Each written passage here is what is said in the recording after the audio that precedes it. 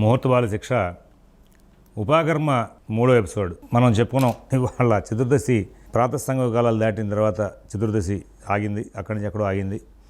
రేపటి రోజున అప్పుడు ప్రాతకాలంలో పౌర్ణమి ఉన్నప్పటికీ, సంగమాన్ని స్పర్శించినప్పటికీ, సంగమాన్ని దాటినప్పటికీ కూడా రేపటి రోజే పౌర్ణిమ, శ్రావణ పూర్ణిమ. ఇట్లాంటిదే శ్రవణంతో కూడుకున్న ధనిష్ట మీద మనం వెళ్తాం. ఋగ్వేదుల యొక్క నిర్ణయాలకు వచ్చేసరికి ఉత్తరాషాఢతో కూడుకున్న శ్రవణాన్ని తీసుకోం. ఇదే ప్యాటర్న్ను శ్రవణంతో కూడుకున్న ధనిష్ట దగ్గర నిర్ణయాలు తీసుకుని వెళ్తాం. ఇక్కడ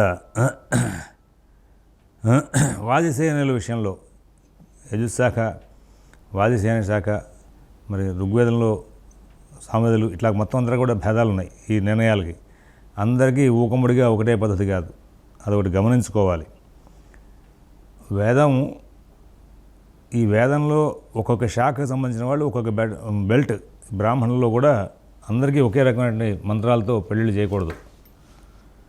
మరి అది తెలుసుకోవాలి. అది ఎట్లా తెలుసుకోవాలంటే పరంపరగా పైతరాల నుంచి వస్తూ ఉంటుంది.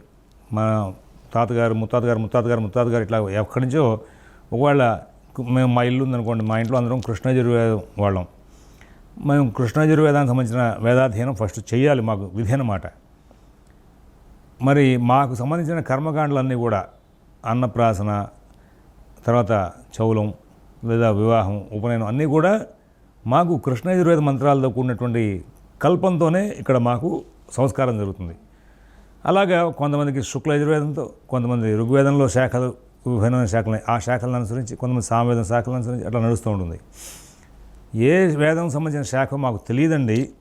మాకు పైతరాల వాళ్ళందరూ కర్మభ్రష్టులు. కాబట్టి మాకు ఏ శాఖ సంబంధించినటువంటి విధానాన్ని అనుసరించాలంటే ఋగ్వేద శాఖను అనుసరించుకోమని చెప్పారు. అప్పుడు ఏ వేద శాఖ నీకు తెలియకపోతే అనే విషయంలో అది చాలా గొప్పదైనటువంటి పాఠం. సరే, అలాగా ఇంకా ఈ దీనికి వచ్చేసరికి కూడా, ఉపాకర్మకు వచ్చేసరికి కూడా, ఉపాకర్మ అన్నారు కదా అంటే నాకు ఋగ్వేదం అంటే ఇష్టం అండి అని చెప్పి ఆ శ్రవణ నక్షత్రం అన్నాడు, లేదా నాకు సామవేదం బాగా ఇష్టం, బాగా వింటూ ఉంటాను నేను సామవేదం అని చెప్పేసి ఆ హస్త నక్షత్రం అన్నాడు. అట్లా చేసుకోకూడదు. నువ్వు బ్రాహ్మణుడు అయ్యాక నీకంటూ ఒక వేదశాఖని డిసైడ్ చేశారు. ఏ వేదశాఖని నీకు డిసైడ్ చేశారని తెలుసుకునే పరిస్థితి కనుక ఉంటే సరే, అది తెలుసుకోవాలి ఫస్ట్. ప్రధానంగా మీ పూర్వులు, మీ కుటుంబీకులు, మీ బంధువులు, మీ పెద్దరాల వాళ్ళు, వీళ్ళందరూ ఎవరెవరు ఉన్నారు, మీ ఊరు వాళ్ళు, వీళ్ళందరినీ కూడా తెలుసుకుని ఫస్ట్ ప్రయత్నం చేయాలి. మనం ఈ వేదశాఖకు సంబంధించిన మంత్రాలతో మనం కార్యక్రమాలు చేయించుకోవాలండి. బ్రాహ్మణులందరికీ ఒకే మంత్రాలు వాడకూడదు, అది గమనించుకోవాలి. అలాగా ఈ విషయాల్లో మీకు ఒక పరిజ్ఞానం కావాలి. అందువల్ల ఏంటంటే నాకు సామవేదం ఇష్టం అంటే అని చెప్పి సామవేదం ప్రకారం చేసుకోకూడదు. నాకు సామవేదం ఇష్టం కదా అని చెప్పి దాని ప్రకారం మంత్రాలు కాదు కావాల్సింది. అలాగే ఇక్కడ బ్రహ్మత్వం కూడా చాలామంది మన వాళ్ళు ఏం చేస్తూ ఉంటారంటే, మన వేదశాఖకు సంబంధించిన వాళ్ళే బ్రాహ్మణులుగా ఉండాలి, ఇక్కడ వశిష్ఠులుగా ఉండాలి, వీళ్ళే కార్యక్రమాలు చేయించాలి అనే నియమంతో ఉన్నవాళ్ళు ఉన్నారు. అది కూడా గమనించుకోవాలి. ఇవాళ సంస్కారాల్లో ఇది చాలా ప్రధానమైన సంస్కారం. ఈ సంస్కారానికి మీ సంబంధించినటువంటి శాఖ, ఆ శాఖకు సంబంధించిన పండితులే మీకు అక్కడ బ్రహ్మలుగా ఉండాలి. ఇవాళ కార్యక్రమాల యొక్క అనుష్ఠానం విషయంలో హోమాలకు కానీ, పూజలకు కానీ ఎవరిని పడితే వాళ్ళని తీసుకొచ్చి వాళ్ళు పండితులై ఉండొచ్చు. కానీ మీ సెక్షన్లో పండితులనే కూర్చోబెట్టుకుని అక్కడ కార్యక్రమం చేయించుకోవాలనే బలమైనటువంటి అభిప్రాయం ఉంది. అయితే దీన్ని చాలామంది వాళ్ళు సంపాదించుకున్నారు, వీళ్ళు ఏడుస్తున్నారు, వీళ్ళు సంపాదించుకున్నారు, వాళ్ళు ఏడుస్తున్నారు అని చెప్పేసి ఒక వ్యంగ్యమైన వ్యాఖ్య చెప్తారు. కానీ మొదటి నుంచి వచ్చిన కట్టడికి దాటిపోయారు. అదొకటి గమనించుకోవాల్సిన అంశం ఉంది. అలాగే ఇక్కడ ఈ శ్రవణ నక్షత్రం రోజున మళ్ళీ పైన మనం ఏదైతే నిర్ణయాలు చేసుకుని వచ్చామో అదే రీతిగా 12 గడియల వ్యవధి వరకు కనుక ఉత్తరాషాఢం ఉంటే ఆ రోజున ఉన్నటువంటి శ్రవణ నక్షత్రం కలయికని మీరు అసలు మాట్లాడడానికి అవకాశం లేదు. మరుసటి రోజు 2 ముహూర్తాల వ్యాప్తుందా, 3 ముహూర్తాల వ్యాప్తుందా, సంగమాన్ని స్పర్శించిందా, సంగమం దాటిందా అనే సంబంధం లేకుండా మర్నాటి రోజున శ్రవణ నక్షత్రం రోజున ఉన్నటువంటి పరిస్థితిని మీరు ఋగ్వేదుల యొక్క విషయంలో ఈ యొక్క మన ఉపాకర్మ రాసుకుంటూ వెళ్ళాల్సిన అవసరం ఉంది అని చెప్పుకుంటూ వచ్చాడు. సరే, అలాంటి విషయాలను కూడా చూసుకోవాలి. అలాగే సామవేదుల విషయంలో కూడా ఉత్తరతో కూడినటువంటి హస్త విషయంలో ఇలాంటి నిర్ణయాలు తీసుకుంటూ వెళ్ళమని చెప్పేసి, హస్త నక్షత్రంలో కానీ శ్రావణ పూర్ణిమలో కానీ ఇట్లాంటి విషయాల సందర్భం వచ్చినప్పుడు గ్రహణం వచ్చింది, ఇంకా ఆ రోజున ఉపాకర్మ చేయకూడదు. ఇది ఒక బలమైనటువంటి అంశం. ఆ గ్రహణం వచ్చింది కాబట్టి కొంతమంది సంక్రమణం రోజున కూడా పనికిరాదనేటువంటి అంశాన్ని తీసుకొచ్చారు. అలాగే మూఢమి, వీటి విషయాల్లో ఆ రోజున మీరు ఉపాకర్మ చేసుకోవడానికి వీల్లేదయ్యా, వీటిని మరుసటి రోజుకి షిఫ్ట్ చేసుకోవాలి, మరుసటి మాసానికి అనేది. ఇక్కడ చాలా బలమైన పాఠాంతరాలు ఉన్నాయి. ఇక్కడ వరుసగా మూఢం వచ్చింది. శ్రావణ మాసంలో మూఢం వస్తే కనుక భాద్రపద మాసంలో వెళ్ళిపోండి అని చెప్పాడు. ఈ భాద్రపద మాసంలో కనుక మూఢం వచ్చింది, ఆషాఢ మాసంలో చేసుకోండి అని చెప్పాడు. కానీ ఆషాఢ మాసాన్ని చెప్పినటువంటి గ్రంథాలని ఎక్కువ మంది ఒప్పుకోలే. ఇక్కడ బలమైన పాఠం ఉంటుంది. ఆంధ్రదేశంలో కృష్ణా, గుంటూరు, వెస్ట్ గోదావరి, ఈస్ట్ గోదావరిలో ప్రారంభంలో ఇది ఒక మొండి వాదన ఒకటి ఉండేది. ఒక బలమైన పాఠం అన్నమాట. ఈ వైదిక సాంప్రదాయాలు చేసినటువంటి పండితులు ఎవరున్నప్పటికీ కూడా వాళ్ళని ఎవరిని కదిలిచ్చినా కానీ ఇవాళ కొత్త వాళ్ళు కాదండి, కొత్త కుర్రవాళ్ళు చాలామంది పండితులు ఉన్నారు. అయితే ఈ పండితులందరూ కూడా మరి పాఠశాలలో చదువుకుని వచ్చారు. పాఠశాలలో చదువుకున్నప్పుడు గురువుగారులు కొంతమంది రహస్యాలు, వృత్తి రహస్యాలు, కుటుంబంలో ఆరుషేయంగా వస్తున్నటువంటి ధర్మాలు అవన్నీ చెప్తూ తీసుకొచ్చేటువంటి పండితులు ఉన్నారు. నాకు డ్యూటీ మైండ్గా నేను పాఠం చెప్పాను వచ్చాను అనుకునే వాళ్ళు ఉన్నారు. ఇది పాఠం చెప్తే వచ్చేది కాదు, ఇది టెక్నికల్ సబ్జెక్ట్ కదా. ఈ టెక్నికల్ సబ్జెక్ట్ని ఫీల్డ్లోకి తీసుకెళ్లేటువంటి కార్యక్రమాల్లో ఫీల్డ్లో జరుగుతున్న ప్రత్యక్షాలతో, రహస్యాలతో మనం చెప్పుకుంటూ వెళ్ళాలి. అది ఒక ఆ ఇండస్ట్రియల్ టూర్ లేకపోతే ఒక ప్రాక్టికల్స్, ల్యాబొరేటరీ ప్రాక్టికల్స్ అని చెప్పి సైన్స్ వాళ్ళు చేస్తారే, సేమ్ యాజ్ ఇట్ ఈజ్ ఈ వైదిక ప్రకరణానికి సంబంధించిన విద్యలన్నీ కూడా ఫీల్డ్లోకి వెళ్ళాక అనేకమైన అనుమానాలు వస్తూ ఉంటాయి. వాటిని చేయించాలి. ఒక ఆర్ట్ కూడా ఇది, అర్థమైందా? నేను ఆ సందర్భోచితంగా వెంటనే ఇమ్మీడియట్గా ఆ యొక్క ధర్మశాస్త్రాన్ని తెలుసుకోవాలి, ఆ ప్రకరణాన్ని తెలుసుకోవాలి, దాన్ని ప్రదర్శించాలి. ఆ సందర్భంలో మన ప్రాంతంలో ఉన్నటువంటి ప్రతి పండితులకి కూడా ఒక బండపాఠం అనమాట. ఏంటి, శ్రావణ మాసానికి మూఢం కానీ, సంక్రమణం కానీ, గ్రహణం కానీ వచ్చింది. ఇవాళ పనికిరా తీసే, ఇంకా అవతల భాద్రపద మాసంలోకి వెళ్ళిపోండి అంటారు. అంత చక్కగా వెళ్ళిపోతాం. సంక్రాంతిర్గ్రహణం వాపి పౌర్ణమాస్యాం యదా భవేత్ తన్మాసి హస్తయుక్తాయాం పంచమ్యాం వా దృశ్యతే. అయితే అత్ర యద్యపి పౌర్ణమాసి గ్రహణేన యజుశాఖన విషయ ప్రదీయతే తదా వాజస్నే విషయమిత్యమన్యుక్తం సంక్రమణం గ్రహణం వాపి యది పర్వణి జాయతే ఉపాకృతిస్తు పంచమ్యాం కార్యా వాజసనేభిః వేదోపకరణే ప్రాప్తే కులీరే సంస్థేరవే ఉపాకర్మణ కర్తవ్యం సింహయుక్తకే. ఇక్కడ ఏం చెప్పుకుంటూ వచ్చాడంటే, గురుముహూర్తం ఉంది కాబట్టి ఉపాకర్మ అనేది ఇక్కడ పనికిరాదు, గ్రహణం ఉంది కాబట్టి ఇక్కడ పనికిరాదు. ఇట్లాంటి సందర్భాలు వచ్చినప్పుడు వాటిని ఉపాకర్మ అక్కడ ఆ రోజు చేయకూడదు అబ్బాయి, మీరు భాద్రపద మాసంలోకి వెళ్ళండి. భాద్రపద మాసంలో కూడా తేడా వచ్చింది, ఆషాఢంలోకి రండి అన్నారు. కానీ ఆషాఢం దగ్గర వద్దనే మాట బలమైన మాట ఉంది. కారణం అంటే కర్కాటక సంక్రమణం కాదు, సింహ సంక్రమణం కనుక వస్తే విశేషం అనేటువంటి మాట ఒకటి ఉంది. శ్రావణ పూర్ణమికి సింహ సంక్రమణం అయిందా లేదు చూడరు. కానీ ఒకవేళ వెనక్కి జరుగుతున్నా ఉన్నప్పుడు సింహ సంక్రమణానికి ప్రాధాన్యత ఇచ్చుకుంటూ మాట్లాడేటువంటి అంశాలు చాలా కనబడుతూ ఉంటాయి. మరి ఇక్కడ ఏం చెప్పుకుంటూ వచ్చాడంటే, ఆ పూర్ణిమనాడు కనుక కొంచెం ఇట్లాంటి అడ్డాలు కనుక వస్తే పంచమనాడు చేసుకోండి అనేటువంటి అంశాన్ని ఉదాహరించాడు. ఇవన్నీ కూడా కాదురా అబ్బాయి, అసలు పౌర్ణమి లెక్క, పౌర్ణమి నాటికి ఇక్కడ తేడా వస్తే భాద్రపద మాసానికి వెళ్ళాలని చెప్పే విషయాన్ని చెప్పుకుంటూ వచ్చాడు. భాద్రపదంలో కనుక ఒకవేళ అక్కడ కూడా గ్రహణం, పూర్ణిమ, మూఢమి ఇట్లాంటి దోషాలు కనుక వస్తే ఆషాఢంలోకి వెళ్ళమని చెప్పేసి చాలామంది గ్రంథకర్తలు చెప్పినట్టుగాను, కాదు అసలు పనికిరాదని చెప్పినట్టుగాను 2 రకాల పాఠాలు ఉన్నాయి. మన ప్రాంతంలో ఒక బండ పాఠంలోనే అసలు ఆషాఢం గురించి వెళ్ళిపోతారు మన వాళ్ళు. ఆషాఢం కూడా తేడా వస్తే అప్పుడు మళ్ళీ శ్రావణ మాసం 3 మాసాలు తేడా వచ్చినాయి. ఒకసారి 3 నెలలు శుక్రమూఢం వస్తుంది, లేకపోతే 2 నెలలు శుక్రమూఢం వచ్చింది, ఒకసారి ఏమో గ్రహణం తగిలింది. ఇట్లాంటి సందర్భాలు వస్తే కనుక 3 దూషితమైతే కనుక శ్రావణ పూర్ణమికే చేసుకునే అలవాటు ఉంది.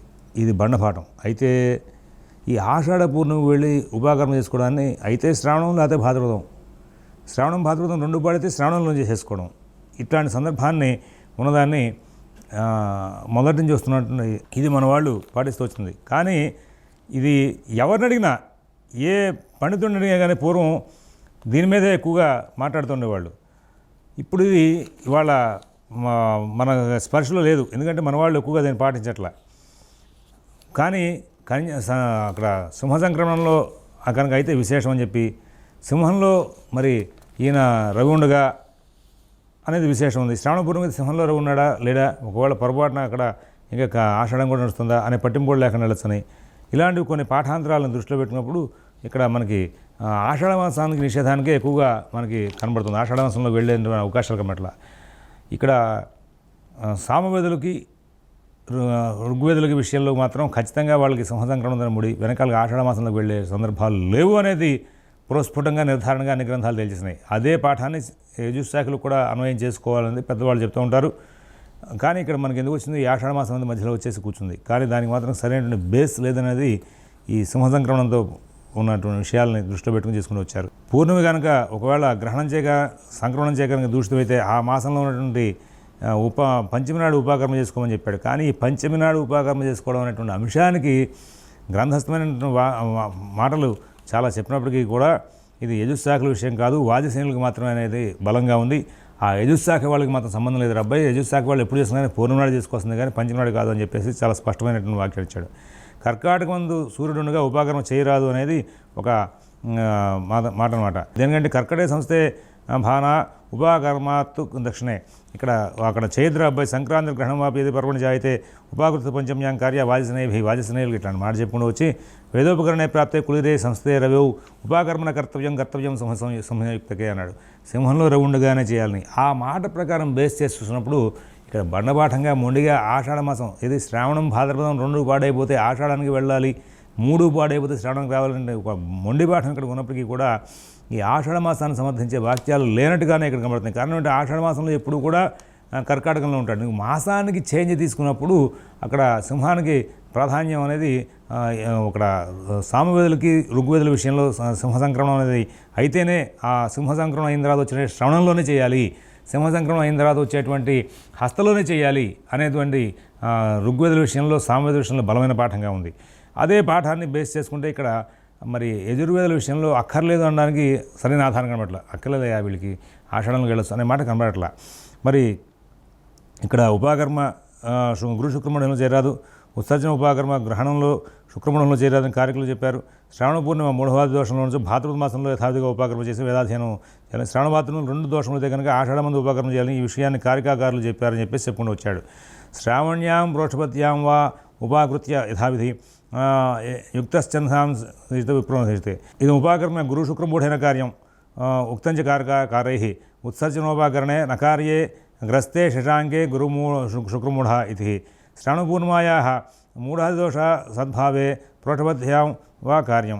ఇక్కడ ఇది తేడా వస్తే కనుక ప్రోషపద అంటే భద్రతం చేయండి రాబడి. శ్రావణ్యాం ప్రోషపథ్యాం వా విభాకృత్య యథావిధి యుక్తశ్చందాన్ సిధీయత విప్రో మాసార్థ పంచదాన్ శ్రావణాది మాసద్వయే యుక్తో తథా ఆషాఢే మాసే కార్యం కారికాకారే యుక్తం అత్యాయోపాకర్మ కర్తవ్యయోగే ప్రావృణ్ణా తౌచదోషణయుక్తౌ చేదాషాఢే మాసి కుర్వంతి సంతస్వాధ్యాయాస్యా భావభీత్య పటునాం అనే వాక్యం ఉంటుంది. ఈ వాక్యం ఆధారంగా మన వాళ్ళు ఆషాఢం దాకా వెళ్ళిపోతుంటారు. ఇది చాలా మొదటి చెప్తున్నాను సరే బాగా బలమైనటువంటి ఒక ఆచారం మనకి ఇక్కడ ఉందన్నమాట.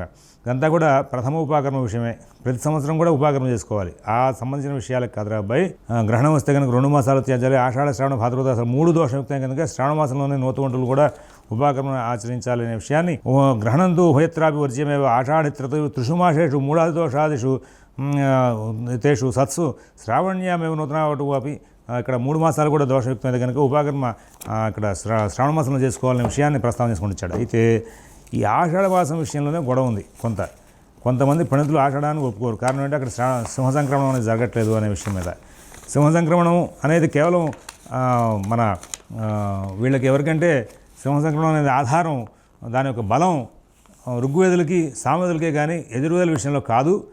అందులో కూడా వాజసేన శాఖ కాదు, యజుర్శాఖ వాళ్ళకి ఖచ్చితంగా మీరు 100% శ్రావణంలో ఈ గ్రహణ ఇట్లాంటి దోషాలు కనుక ఉంటే దాన్ని అక్కడ ఆపేసేసి వెంటనే మీరు దీంట్లోకి భాద్రపదంలోకి వెళ్ళండి. భాద్రపదాసం కూడా దోషం ఉంది, ఆషాఢంలోకి వెళ్ళండి. 3 దోషం ఉంది, శ్రావణంలోకి రండి అనేది కేవలం యజుర్శాఖ వాళ్ళకి మాత్రమే, కృష్ణ యజుశాఖ అధ్యయనం చేసిన వాళ్ళకి మాత్రమే కానీ వీళ్ళకి కాదనే విషయాన్ని మన వాళ్ళు ప్రస్తావన చేసుకుని వచ్చారు.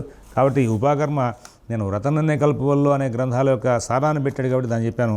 ఇంకా ఇట్లాంటి అంశాలని ధర్మసింధులోంచి నిర్ణయ సింధులోంచి కూడా తీసుకుని చెప్పాలి. వాటిని రేపటి రోజున మరొక అంశంలో చెప్పుకుంటూ వస్తాను.